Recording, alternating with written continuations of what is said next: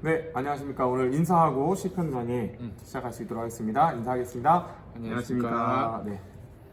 3일 동안 평안하셨습니까? 평안했습니다. 네, 주일에 우리 예배 드리고 또 사무처리에도 또 하고 3일이 지났습니다. 날씨가 비가 어제랑 오늘 아침에 좀 오더니 뭐 좀 따뜻해진 것 같기도 하고 오늘은 좀 따뜻하더라고요. 내일부터 다시 추워진다고 하니까 환절기 감기 조심하시기를 기도하겠습니다. 오늘은 시편 104편입니다. 네, 기자님. 맞아요. 104편도 표제어가 없죠. 네, 표제가 없습니다. 그래서 이 시편에 대해서 여러 가지 이제 얘기들이 음. 많더라고요. 네네. 또 혹자는 103편이랑 연결되어 있는 연결된다. 시편이다. 그렇죠. 이렇게 표현하시는 분들도 있고. 송축하라 때문에 그런 것 같아요. 예, 맞아요. 그렇죠. 1절 연결되는 반복 어구 때문에 네. 그렇게 얘기하시더라고요. 네, 뭐 그렇게 보는 것도 나쁘진 않은 것 같고 뭐 하나님의 창조와 섭리하심에 대한 그런 내용들에 대한 찬양이에요. 그래서 오늘 시편이 35절까지 좀 길죠. 마음에 안 들어요. 좀 긴데 이 내용 좀 구조로 좀 파악을 하고 네네네. 좀 나갈 수 있도록 하겠습니다. 네. 전사님 구조 간단하게 설명 부탁드리겠습니다. 짧은 버전이 있고 네. 긴 버전이 있습니다. 짧은 어떤 버전으로 거예요? 해주세요. 짧은 버전 여러분 편하게 보기 편하시게 네, 네. 짧은 버전으로 하자면 두 파트로 저희가 진짜 짧네요. 할 수가 있습니다. 네. 네. 오늘 아까 먼저 말씀해 주셨듯이 창조와 관련된 그런 네. 시편입니다. 네. 그래서 여러분들 창조에 관해서도 특히나 물과 밤에 우리가 초점을 좀 맞추고 물, 네. 밤. 네, 맞습니다. 예. 특별히 물에 관해서 네. 우리가 먼저 이렇게 보자면 1절에서 18절 1절, 거의 18절. 절반이죠. 네. 18절까지의 말씀을 볼 수가 있고요. 네. 그리고 나머지가 이제 밤에 관해서 이제 좀 나오고 네. 크게는 밤에 대해서 나온다고 얘기할 수 있어요. 연관되어 있어요. 그래서 음. 35절까지 나머지 음. 이렇게 볼 수가 있습니다. 근데 창조를 얘기하는데 네네. 물 얘기 뭐 그래 좀 네. 이해되고요. 네네. 밤 이야기 참 이거 왜 네. 이렇게 창조에 관련된 시를 물이라는 어떤 모티브와 네네네. 또 밤이라는 모티브로 이렇게 하고 있는지 굉장히 궁금해요. 네네네. 긴 버전 구조를 좀 설명해 주세요. 너무 짧아서 파악이 안 돼. 어떻게 보면 예. 이제 사실 이 시편의 기자가 이때 근동 고대 지방에서의 어떤 여러 가지 설화, 예, 그러니까 예, 민족적인 설화가 있지 않습니까? 그렇죠. 우리나라도 설화 그렇죠? 예. 뭐가 있죠? 뭐 당군 신화. 맞습니다. 뭐 이런 거. 그래서 이 신화들이 여러 가지 있었던 모양이에요. 그렇겠죠. 그 중에서도 예. 크게 이제 두 가지의 어떤 설화의 모습들이 나오고 예, 있어요. 예. 굉장히 좀 특이한 창조에 시편인데. 관련된 설화. 네, 맞습니다. 예. 창조에 관한 설화인데 그 설화에서 가장 키 포인트가 뭐냐면 물이랑 밤이에요. 그렇구나. 왜냐하면 처음에 이제 태초도 창조되었는데 물이 이렇게 있지 않았습니까? 근데 물 속에 육지가 나와야 되는데 물이 계속 잠기려고 하는 거죠. 그래서 물을 정복하는 자가 육지도 만들어내게 되고 그 안에 또 새 생명이 나오게 되고 네. 연결되어 있다라는 것이죠. 그래서 물이 창조에 있어서 물이라는 것이 굉장히 중요한 개념이고 물을 싸워서 이기는 사람이 바로 신 중에 신이라고 이렇게 근대 고대 지방에서 이렇게 얘기를 했다고 해요. 고대 근동에서 물에 대한 네네. 어떤 기본적인 두려움과 네, 맞습니다. 공포, 네. 물이 주는 그러니까 바다가 주는 사람들에게 주는 그 미지의 영역에 대한 공포가 있죠. 네네네. 그래서 성경도 이제 물, 바다를 상당히 뭐 악한 세력들의 근원, 네. 근거지 이렇게 얘기하고 우리가 요즘 계시록 살펴보고 있는데 바다에서 짐승이 올라오죠. 맞아요. 그래서 모래 위에 섰더라. 그러면서 바다를 아주 나쁜, 안 좋은 곳으로 묘사를 해요. 그리고 또 하나님은 노아의 방주 때도 물로 그렇죠. 심판을 심판하시고. 하고 굉장히 두려움의 예. 표상이죠. 그렇죠. 그래서 이 물에 대한 지배권을 가진 사람이 창조자다라고 하는 맞습니다. 것이 고대의 어떤 신화의 논리다. 네네네. 그걸 이용해서 썼다. 예. 그런 얘기고. 그렇게 좋습니다. 보시면 밤은 뭡니까? 밤 같은 경우에는 사실 밤은 정복되지 않고 어둡고 깜깜하기 때문에 네. 여러 가지 어려움, 범죄, 어. 그리고 무법천지 그쵸. 이러한 것들을 짐승도 나오고, 상징하지 밤에. 않습니까? 도둑들 뭐 그러다 네. 보니까 이 밤에 대해서 과연 어. 이 설화와 하나님은 어떤 방식으로 밤을 다스리고 또 이것까지도 다스리는 하나님이 마땅히 전 그 모든 것들을 섭리하시고 영광과 찬양을 받기에 합당하신 분이다라는 그런 시의 구조라고 생각하시면 예. 되겠습니다. 그러니까 물이나 밤이나 둘 다 어떻게 보면 우리에게 두려움을 주는 존재들. 맞습니다. 그것에 대해서 어떻게 통치하시는가 그 모습을 가지고 맞아요. 하나님의 창조를 묘사했다. 네네. 이렇게 보면 되겠죠. 그러면 좀 아주 심플하고 좋은데요. 네네네. 이 파트 두 개를 뭐 이렇게 얘기하면 이제 끝나고 할 얘기가 없잖아요. 네네네. 그래서 좀 자세히 좀 들여다봐야 될 것 같아요. 네네네. 파트 1에 보면 그쵸. 이것도 한 3개로 나눌 수가 있는 것 같은데. 네네네. 그쵸? 1절에서 4절은 그 여호와를 송축하라. 네네. 이 구절에 지금 지배를 당하고 있는 것 같아요. 1절에서 네네. 4절. 그 굉장히 재밌는 게 2절에서 4절 보면은 하나님의 모습이 네. 나와 있잖아요. 그래서 옷을 입은 같이 빗을 입었고 하늘은 휘장 같고 물은 들보에 얹히시고 구름으로 자기 수레를 삼고 바람을 자기 사신으로 삼고 이거 저는 이 단군 신화가 떠오르더라고요. 이게 이 신화의 틀의 모습에서 하나님을 묘사하는 그런 그렇구나. 모습이라고 보시면 되겠습니다. 그러니까 하나님이 네. 자연의 모든 것들을 네. 다 이렇게 부리고 계시는 네네 맞습니다. 뭐 그런 모습으로 지금 창조자로서의 위엄을 네. 나타내는 부분이다. 네네네. 그렇죠? 이제 주는 심히 위대하시며 예. 존귀와 권위로 옷 입으셨나이다. 이런 어떤 주제를 네네. 전체적으로 1절에서 4절에서 보여주고 있는 것 같고요. 네 맞아요. 5절에서 9절은 이제 아까 전사님 말씀하셨듯이 그 물에 대한 네네. 어떤 하나님의 제합 행동이 나오는 것 같아요. 네네. 그 부분 좀 이야기해 주시죠. 이 물이 이제 하나님께서 땅의 기초를 세웠는데 네. 5절에 세웠고요. 근데 6절에 물이 솟아나기 시작한 거죠. 근데 아. 물이 모든 땅과 육지를 다 덮어버린 거예요. 네, 노아의 네. 방주처럼. 네. 그랬더니 어떻게 했냐? 하나님께서 물을 꾸짖어가지고 물을 음. 육지로 못 오게 하셨다고 시편 기자가 계속해서 네. 얘기를 하고 있어요. 그래서 하나님께서 8절에 보니까 정해주신 곳으로 흘러가게 만들고 산은 올라가고 골짜기는 내려가고 이렇게 물을 다스림으로 인하여서 이 세계가 만들어졌다라고 하는데 특별한 게 이제 6절에 보면은 옷으로 덮은 같이 주께서 땅을 깊은 바다로 덮으심에 땅을 깊은 바다로 덮으심에라는 게 있는데 깊은 바다라는 게 히브리어로 테움인데 테움이 뭐냐면 옛날에 그 설화 중에 메소포타미아 설화가 있어요. 거기에서 메소포타미아의 신이 있는데 마르독이 있는데 마르독. 신이에요. 마르독이라는 신이 있는데 가장 주적 이 적대적인 관계가 있는 사람이 바로 테움이었어요. 이게 물의 신이었거든요. 그러니까 테움이 이제 마르둑한테 져가지고 마르둑이 물을 다스리는 어떤 그런 거를 이렇게 이제 좀 뭐라고 어떻게 가지고 와서 가지고 와서 쓴 거죠. 이게 제가 보니까 재밌는 게 시편이잖아요. 네네네. 그럼 우리는 시편이니까 아주 독자적인 문학과 네네네. 문체만 가지고 있을 거다 생각을 맞아요. 하는데 이렇게 잘 연구를 해보면 당시에 유행하던 노래, 네네. 지금 말로 하면 유행하는 드라마, 그렇죠. 영화. 문학 작품. 뭐 지금으로 말하면 이제 우리나라가 문화 강국으로 떠오르고 있지 않습니까? 뭐 BTS도 그렇고 오징어 게임. 오징어 게임. 네 맞아요. 오징어 게임 전에 이제 우리가 몇 년 전에 그 기생충 네. 이런 것들이 그렇죠. 문화적인 컨텐츠로 막 이게 세계에 알려지기 시작했어요. 약간 이런 당시에 유행했던 사람들이 다 알만한 네네. 어떤 이야기나 노래를 가지고 와서 그걸 가지고 재해석을 해서 하나님을 찬양하는 찬양시로 만들었다라는 데 굉장히 의미가 있는 것 같아요. 좀 특별한 시편이죠. 우리가 여태껏 봤던 시편이랑 굉장히 좀 다른 성격의. 맞아요. 그래서 좀 그게 좀 신기하고 야 이런 신화를 그냥 가지고 와서 근데 또 이제 신화를 가지고 와서 그 신화의 좋은 점을 취하는 게 아니라 그 신들을 또 까죠. 돌려까기를 해요. 돌려까기인지 대놓고 까기인지 모르겠는데 맞아요. 그렇게 하면서 마르둑은 사실은 사실 신 아니고 너희들이 좋아하는 노래에 나오는 신화에 등장하는 신인데 진짜 신은 하나님이야 하면서 거기 너네 잘 알고 있는 것처럼 깊은 바다 해움 맞아요. 이겼잖아? 그것처럼 하나님이 물을 다 지배했어. 이렇게 얘기를 하면 사람들이 확 와닿는 거죠. 그럼 그 얘기를 하는 거죠? 네네 맞습니다. 좋습니다. 그리고 이게 또 재밌는 게 10절? 10절부터 네네, 10절부터도 그래요. 18절까지도. 네, 18절까지도. 그래서 이거는 뭐냐면 이제 물을 하나님께서 지배하셨지 않습니까? 그래서 이 세계의 기초를 딱 만들었으니까 이제 이 물을 그렇다고 해서 적대시하냐? 그렇지 않다라는 거예요. 물은 또 생명의 근원이지 않습니까? 그렇죠. 그러니까 이 물을 하나님께서 적당하게 잘 사용하는 방법들에 대해서 얘기를 하고 있어요.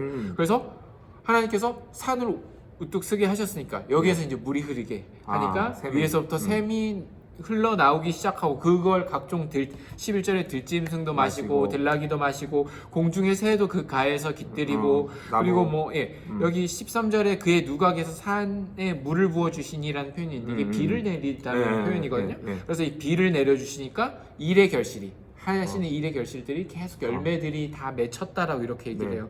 그러면서 14절에 뭐 가축을 위한 풀과 사람을 위한 물과 땅에서 먹을 것라고 시작하니까 15절이 굉장히 좋지 않습니까? 이 포도주와 기름과 양식을 주셨다. 물로 인해서 농작물로 인해서 주셨도다. 그래서 나무에도 물이 흡족하고 새들도 그 속에 속삭이고 학도 잣나무로 집을 만들 수 있고 높은 산들도 그리고 바위도 다 안전한 집이 될 수 있다. 물의 적당한 흐름으로 인해서 그래서 하나님께서 물을 공급함으로써 바로 이 세계의 창조의 질서들을 세워 나가시는 그런 모습들을 그리고 있습니다. 참 이게 인상 깊은 게 물이 두려움과 공포의 대상이었다가 아주 우리 인간에게 필요한 가장 유용한 생명의 그 아주 근원이잖아요. 맞아요. 근원으로 지금 이렇게 변모한 모습들을 보여주고 있거든요. 저는 이걸 보면서 옛날에 그 우리 시골에 저는 이제 시골을 살아보진 않았는데 가끔 이제 그런 게 있어요. 시골에서 농사를 짓고, 그렇죠. 뭐 가축을 키우고 이렇게 할 때는 비가 내려서 홍수가 나서 뭐 흉년이 들거나 가축이 다 떠내려가면 그냥 망하는 거잖아요. 1년 농사 망친다고. 1년 농사 망치고 가축은 1년 농사뿐만이 아니라 그냥 재산이 다 재산 피해가 장난 아니죠. 맞아요. 그렇기 때문에 자연스럽게 하나님을 모르던 사람들도 이 자연과 함께 살 때는 경외심이 있었어요. 이 세상을 창조하시고 섭리하시는 분에 대한 경외심이 있었단 말이에요. 근데 우리는 도시에 살면서 오히려 하나님에 대해서 뭐 성경도 공부하고 하나님을 아는 지식은 풍성한데 실질적으로 우리 삶의 주권을 가지고 마치 이 물을 제압해서 우리 삶을 풍요롭게 하시기도 하고 또 물을 제압을 하시는 하나님이 그 물에 대한 통제권을 놔버리면 또 홍수가 나고 난리가 나서 재앙이 오는 것처럼 뭐 지금 우리가 코로나를 맞이하고 있는 것처럼 어떤 하나님을 경외하는 신앙 같은 게 많이 그 지금은 사라진 것 같다는 생각이 들어요. 그렇죠. 인간이 다 모든 거를 해낼 수 있다라는 오만과 그런 교만함 속에서 이런 어떤 하나님의 섭리 속에서 보여지는 우리가 하나님 앞에 당연히 무릎 꿇고 경외하는 그런 신앙의 자리들 이런 걸 많이 잃어간 게 아닌가 이런 생각이 좀 들어요. 재밌는 게 제 고향이 동해지 않습니까? 동해는 아직도 그 뭐라 그러죠?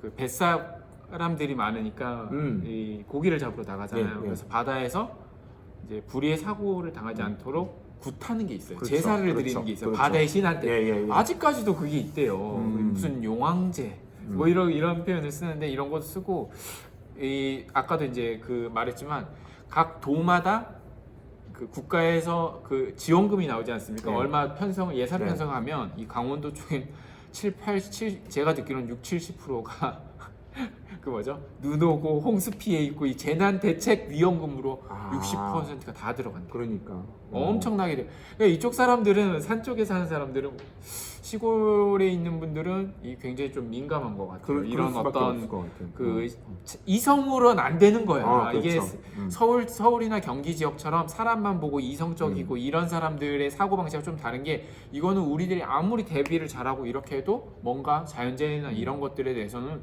뭐 그냥 밑 빠진 독에 물 붓기예요. 계속해서 일어나니까 이런 것들에 대해서 어떤 이런 무속신앙, 뭐 우상 아니면 기독교라든가 이런 거에 대해서 사람들마다 제각각 신앙들이 이렇게 있는 것 같아요. 그렇죠. 우리가 어떤 뭐 여기서 표현되는 마르둑이든 아니면 용왕제를 드리는 용왕이든 뭐 어떤 바다 우리나라도 삼면이 바다기 때문에 바다에 대한 그런 뱃사공들이나 아니면 바닷가에 사는 사람들이 그 신을 섬기는 문화들이 강했죠. 맞아요. 근데 우리가 이제 중요한 건 그거예요.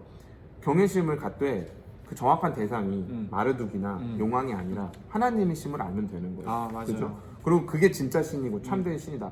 우리는 그것 속에서 그러니까 도시에 살더라도 우리가 지금 경험하고 살고 있는 이 자연과 우리가 누리는 많은 것들 당연하게 여기고 있는 이런 환경들을 통해서 하나님 앞에 좀 겸손해질 필요가 있다.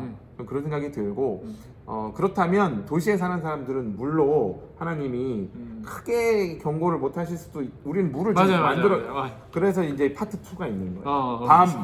밤이 있어요. 밤. 네, 밤 얘기를 좀 해주세요. 이거 좀 공감이 가겠네요. 예. 네, 19절에서 23절에 보면은 네. 밤에 대해서 나와 있어요. 네. 그래서 이 밤에 이 시편을 보니까 20절에 주께서 흑암을 지어 밤이 되게 하셨는데 이때는 어떤 일이 발생하냐? 모든 짐승이 기어 나온다. 아하. 21절에 젊은 사자들이 먹이를 쫓아다니고 그들이 먹이를 하나님께 구하다가 해가 도주면 해가 뜨면 다시 굴 속에 놓고 사람이 나와서 일을 한다. 뭐 이런 식으로 얘기를 하는데 사실 이것만 보면 무슨 이게 뭐 반전인가 싶기도 짐승이 하죠. 없잖아. 맞아. 우리는 아파트에 살고 있어. 맞아. 산에서 호랑이가 사는 것도 네. 아니고 네. 요즘에 안전해요. 저희 재밌는 얘기가 하나 있는데 저희 평화가 과자를 되게 좋아해요. 그런데 그리고 과자 먹는 것까지는 좋아. 저는 이제 자기 이빨 썩고 뭐 그런 거는 그럴 수 있다고 해요. 근데 이제 힘든 게 뭐냐면 식탁에서 막 과자를 먹고 막 이제 난장판을 해요. 네. 그러면 이제 그거 치운다고 너무 힘들어요. 식탁만이 아니라 바닥까지 다 어질러지니까. 그러면 이제 뭐 어떻게 겁을 주냐면 너 밤에 밤에 이거 과자 입에 흘려놓으면 이따만한 왕개미가 나와갖고 네 발가락을 깎 깨물 거야 막 이렇게 내가 겁을 줘요. 그러면 엄청 겁을 먹어요. 엄청 겁을 먹고 막 이제 그래서 과자를 흘리지 말아야겠다 이런 교훈을 얻는 게 아니라 그때부터 공포에 사로잡혀 있습니다. 그러면서 아빠한테 아빠 밤에 뱀이 안 나오잖아요. 여긴 아파트잖아. 창문이 닫혀 있는데 어떻게 이만한 개미가 들어와?부터 시작해서 막 이제 무서운 거예요. 똑똑하네. 네. 그래갖고 제가 갑자기 그 생각이 나는 이유가 이 얘기를 들으면 우리는 밤이 뭐가 무서워? 우리는 지금 밤도 불야성이라고 네. 서울처럼 밤에 놀기가 좋은 데가 없어요. 밤에도 다 밝아. 그리고 치안도 좋아. 그쵸. 위험하지 우리나라 않아. 그치. 이 과연 이게 먹힐까? 이런 생각을 할 수 있는데 그래서 제가 생각한 게 있어요. 뭐입니까? 우리는 매일 자고 깨는 그리고 이제 좀 있으면 찾아오는 밤, 그 밤만 밤이 아니야. 인생의 밤이 있어요. 영혼의 밤이 있어. 영혼의 밤. 이거는 해가 지고 오는 밤이랑 비교가 안 될 정도로 무서워요. 그렇죠. 우리가 이해 안 되는 고난, 우리가 이해할 수 없는 어떤 질병, 관계 갈등, 그죠? 경제적인 어떤 위기, 그렇죠. 뭐 코로나 때문에도 지금 난리가 났잖아요. 사실 그럴 때 있잖아요. 그냥 평소에는 아무런 문제가 없는 것 같더라도 우리 뭐 가장이시기도 하잖아요. 그러다 보면은 어느 순간 밤에 깨어나서 그냥 자식들 얼굴 보고 있을 때 그냥 걱정이 되는 거죠. 내가 얘네들을 뭐 남은 생활을 잘 키울 수 있을까? 내가 얘들 밥벌이 하면서 할 수 있을까? 이런 생각들이 문득문득 떠올라서 애가 있으세요? 그러지 않을까 책에서 봤습니다. 이 부모님들이 그런 걱정을 할 때 한없이 깊어지지 않을까? 그렇죠. 막 갉아먹잖아요, 우리 네, 영혼. 그러니까 우리가 이 밤을 생각하면 그 영혼의 밤, 내 인생에 얼마든지 닥칠 수 있는 위기, 그 사람이 두려움이 생기죠. 어느 날 문득 저희 집사람이 뭐 어디가 아프다 이러면 겁이 나기 시작해요. 이제는 나이가 먹었잖아요. 그러니까 빨리 검사 받아봐, 뭐 빨리 병원 가봐 이렇게 하는 게 이 사람 사랑하고 안 아팠으면 좋겠고 걱정돼서가 아니라 네가 잘못되면 나는 애를 키울 자신이 없어. 그 두려움 때문에요. 그 두려움입니까? 네. 그러니까 이제 그게 결혼해보세요. 그러니까 사람이 결국엔 이 밤에 대한 두려움이 있어요. 맞아요. 밤에 대한 두려움이 있는데 괜히 눈물 나고. 괜히 눈물 이 나고. 밤을 하나님이 또 물을 제압하시는 것처럼 다 이렇게 지배하고 계신 거잖아요. 하나님이 지으셨다라고 이렇게 표현을 하는 네. 게 굉장히 놀라워. 근데 이 시는 뭔가 이렇게 뭐 신화나 그런 거 없어요? 이게 왜 그러냐면 예. 왜 이렇게 지었냐면 여기 제가 아까도 그랬잖아요. 이게 고대 이집트에 태양신이 있었어요. 아톤신이라는 사람이 있었거든요. 태양신. 아톤이 뭐냐면 아톤신이 태양의 신으로서 이집트 문명을 발생시킨 신이에요. 그래서 이집트의 문명을 발생시키면서 뭐 앞에도 나왔듯이 물도 이렇게 나일강 범람하게 해주는 신도 아톤신이야. 물도 범람해서 잘 살게도 해주는데 아톤신이 하나 정복 못한 게 있어요. 시작한 거? 네. 태양신이잖아요. 그러니까 태양은 떴을 때 그 햇빛이 쫙 다 전 세상에 하지만 태양이 24시간 떠 있는 게 아니잖아요. 질 때가 있다라는 거예요. 그럼 태양이 지는 그쪽에만 또 그 아톤신의 영향력이 있고 질 때는 아톤신의 영향력이 없다라는 거예요. 그래서 아톤신을 찬양하는 이 찬양시가 있는데 제가 이거 좀 찾아봤거든요. 예. 여기 보면은 뭐 그런 말이 있어요. 당신은 서쪽 빛의 땅에 저물 때 땅은 마치 죽은 것처럼 어둠에 있습니다. 어둠에 있었을 때 모든 사자는 그 굴에서 나오고 사자 얘기 나왔죠. 굴에서 나오고 모든 뱀은 뭅니다. 어둠이 드리우고 땅은 고요하고 그들이 만든 자가 빛의 땅에서 쉬고 있기 때문입니다. 이거 쉬네. 네. 우리 하나님은 쉬지를 않으시는 맞아요. 졸지도 네네 않으시고. 맞아요. 그러니까 빛이 다시 드러나야 아톤신이 영향을 하는 거지. 이 흑암, 밤이라는 것은 자기가 의도해서 창조해 놓은 것도 아니고 자신의 대적이기도 하고 정복하지 못하는 그런 영역이다라고 이렇게 하는 겁니다. 맞아. 이거 얘기 딱 들으니까 우리가 그 기독교 신앙, 그러니까 하나님을 믿는 신앙을 만약에 오해를 하면 네네. 이 아톤신처럼 생길 수가 있어요. 맞아요. 뭐냐면 내가 잘 되는 거, 내가 형통하는 거, 밝은 거, 인생의 햇빛이 빛나는 인생의 거. 빛이 나에게 비치는 순간만이 하나님이 함께 하시는 거라고 생각하는 맞아요. 거예요. 그러니까 하나님이 나와 함께 하신다는 건 내가 좋아야 되고 기뻐야 되고 밝아야 되고 이런 어둠이 없어야 되는 거예요. 근데 여기 지금 보면 이 아톤신을 딱 까면서 아니 밤도 내가 지배해 이렇게 얘기하고 계신 거잖아요. 네네네. 하나님께서. 이걸 보면서 저는 확 오는 생각이 그렇구나. 우리 인생의 밤, 영혼의 밤처럼 생각해던 아까 얘기했던 질병, 고난, 아픔, 관계의 문제, 어두움. 경제적인 문제, 모든 그런 어두움 가운데 신자가 놓여 있을지라도 그 모든 순간을 하나님이 동행하시고 함께 하시고 지키신다라는 믿음 우리는 이 시를 통해서 가질 수 있다는 거죠. 아톤신처럼 하나님은 뭐 잠들거나 쉬지 다른 곳에 않고. 가거나 그런 분이 아니라는 거죠.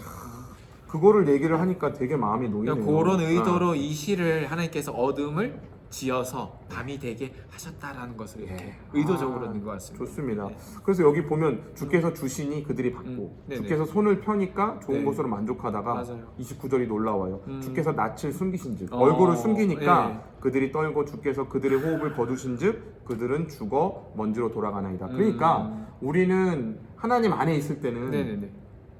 밤이 되더라도 영혼의 밤이 오더라도 사실은 낮이야. 그죠? 그럼요. 근데 주님이 얼굴을 가리는 사실 주님이 얼굴을 가리는 게 아니라 우리가 주님의 낮을 피하죠. 맞아요. 주님의 낮을 피하면 우리는 이렇게 밤이 되는 거죠. 아니 뭐 주님은 여기를 보고 있는데 우린 딴 데를 보고 있어. 네. 그러니까 그렇죠. 하나님이 안 계신 것 같은 영혼의 밤, 고난의 시간을 지날 때도 우리가 느껴지지 않는 거지.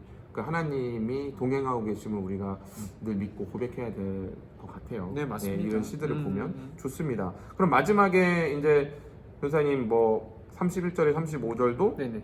이거는 이제 마지막으로 그래 이런 하나님이 사실 뭐 천지 자연뿐만 아니라 낮과 밤이 모든 것들을 조화롭게 섭리하고 계심으로 우리가 모든 사람들이 하나님을 찬양합시다라고 해서 마지막은 찬양으로 여기 마지막에 35절에 내 영혼아 여호와를 송축하라라고 되어 있지만 1절도 그렇게 시작합니다. 내 사실. 영혼아 여호와를 예, 송축하라. 그러면서 이렇게 1절과 마지막 절이 우리 하나님을 찬양합시다 이런 하나님을 하면서 끝을 내고 있습니다. 할렐루야로 끝나네요. 네네네, 그렇죠? 맞습니다. 없었던 네. 좋습니다. 오늘 이렇게 물 그리고 밤을 제압하고 통계하시며 그것을 우리에게 하나님의 은총을 경험할 수 있는 또 재료로 만드시기도 하는 분이라는 거를 좀 이렇게 함께 나눴어요. 네네. 제가 중간에도 잠깐 얘기를 했듯이 우리가 사실은 이렇게 요즘 굉장히 문화의 시대잖아요. 주변에 미디어, 영화, 드라마, 책,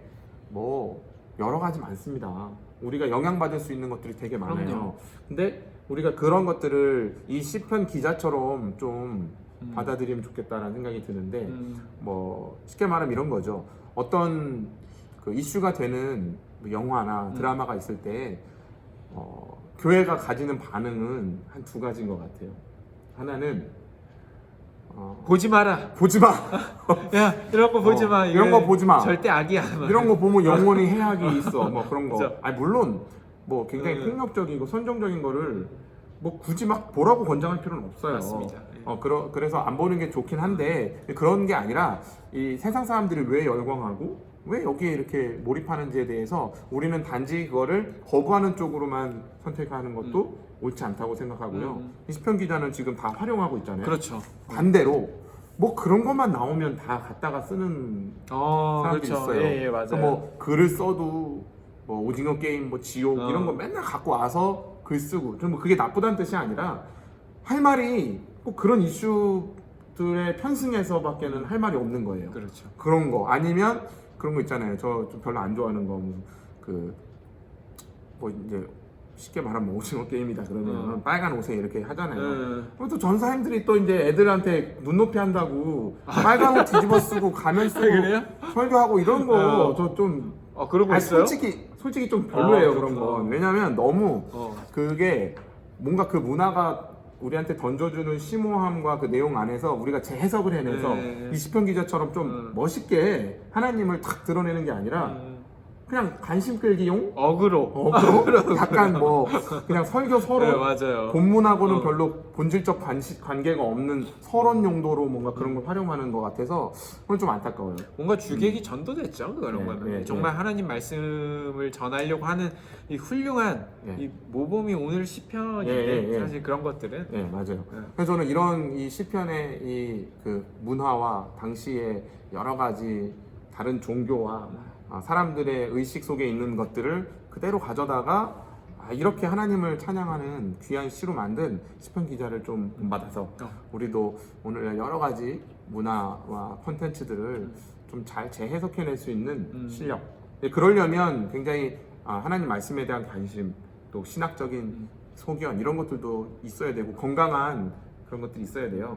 사실 이거는 여기 방송을 보는 우리 성도님들에게 하는 얘기가 아니라요. 저희들에게 스스로 하는 얘기입니다.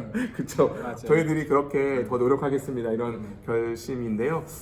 그런 부분들 한번 생각해 봤다는 거 여러분들한테 좀 말씀을 드리고 저는 사실 이거 오늘 하면서 예, 얘기도 예, 들으면서 무슨 생각이 갑자기 번뜩 들었냐면 하나님이 사실 모든 뭐 어려움, 어두움, 영혼의 다음 다 섭리를 하시고 계신다고 오늘 시편 기자가 얘기를 하는데 이 코로나 시대에 마찬가지로 우리가 하나님께서 다 섭리하고 있지 않은가. 그렇다고 한다면 우리들은 이 시기를 통해서 과연 무엇을 배울 수 있고 하나님은 이것을 통해서 과연 우리들에게 어떤 섭리함과 진리를 가르쳐 주시려고 하는가라는 그런 질문이 이제 번뜩 떠올랐어요. 좋습니다.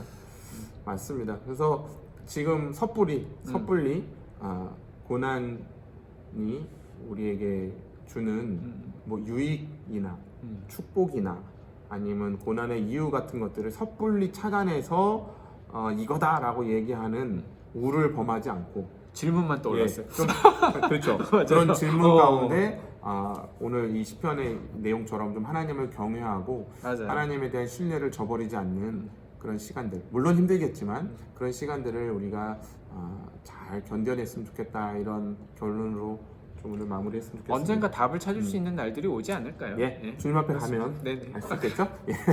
오늘 시편 104편 이렇게 좀 재미있게 한번 꾸며봤는데 이 내용들 한번 잘 묵상하시면서 오늘 시편이 35편이라 좀 길어요. 그래서 한 절 한 절을 못 다뤘지만 오늘 저희가 한 강의 내용을 듣고 좀 깊이 집에서 묵상하고 좀 기도할 수 있는 그런 수요일 저녁 되셨으면 좋겠습니다. 오늘 우리 이 정도로 할까요? 네. 인사드리겠습니다. 감사합니다.